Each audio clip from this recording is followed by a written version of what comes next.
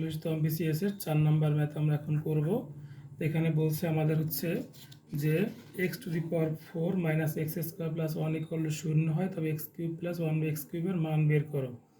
তাহলে এখানে দেওয়া আছে হলো আমাদের যে minus x4 x square plus 1 equal to 0। এখান থেকে আমরা x⁴ প্লাস 1 ইকুয়াল টু লিখতে পারি এক্স স্কোয়ার। তাহলে এখানে হচ্ছে আমাদের এক্স স্কোয়ার পক্ষে ভাগ করলে এখানে x4কে এক্স স্কোয়ার ভাগ করলে এক্স স্কোয়ার, আর 1কে ভাগ করলে এক্স স্কোয়ার, এখানে থাকবে 1। তাহলে আমাদের এখানে সূত্র পড়ে a plus b whole square minus 2ab equal to কত 1। তাহলে এক্স কাটে, তাহলে x plus 1/x whole square is equal to 1, আর মাইনাস দিয়ে যোগ করলে 3। তাহলে আমরা এখানে x প্লাস